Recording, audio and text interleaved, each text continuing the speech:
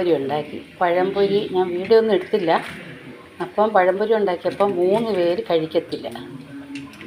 അപ്പം ആ പഴംപൊരിയുടെ മാവിൽ ഇച്ചിരി അരിപ്പൊടി, ഇച്ചിരി പഞ്ചസാര ഇട്ട് ഒരു പേരൊന്നും എനിക്ക് അറിയത്തില്ല, ഒരു സാധനം ഉണ്ടാക്കി മക്കൾക്ക് കൊടുത്ത് നന്നായി ഇഷ്ടപ്പെട്ട്. ഇച്ചിരി പഞ്ചസാര, ഇച്ചിരി അരിപ്പൊടി ഇട്ട് ആ മാവിൽ, പഴംപൊരിയുടെ മാവിൽ സൂപ്പറായി ഇഷ്ടപ്പെട്ടവർക്ക് അത് മുരിഞ്ഞ് നമുക്ക് കോരാം.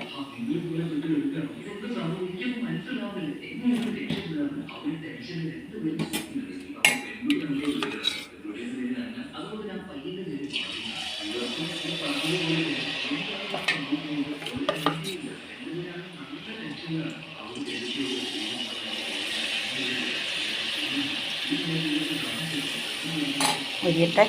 എല്ലാം നല്ല പരിവായിട്ട് വന്നു. ഒരുപോലെ പൊങ്ങിയിട്ടുണ്ട്. പഴംപൊരി തിന്നാത്തവരെ കളിപ്പിക്കാനാണിത്.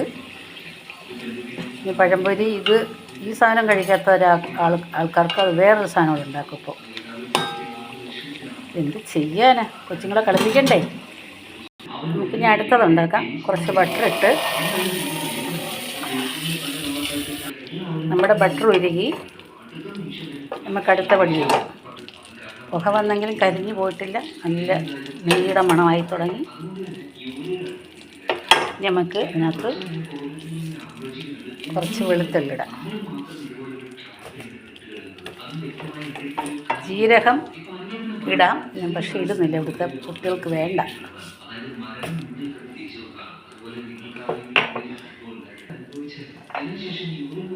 ഇച്ചിരി കറുത്തല്ലിടാം,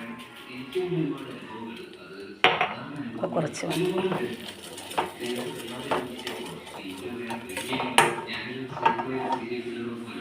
ഇനി നമുക്ക് അരിഞ്ഞ് വെച്ചിരിക്കുന്ന ഏത്തപ്പഴം ഇടാം.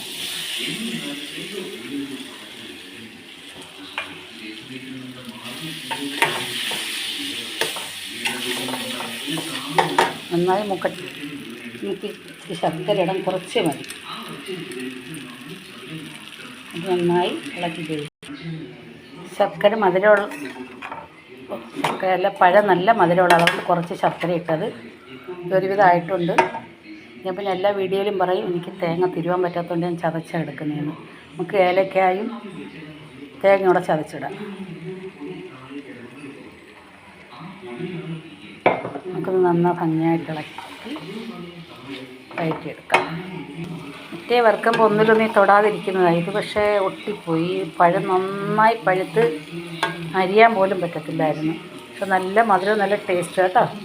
പഴം പഴുത്ത് കഴിഞ്ഞാൽ കളയാൻ നിൽക്കേണ്ട, ഇങ്ങനെ ഉണ്ടാക്കി കഴിക്കണം. ഓക്കേ.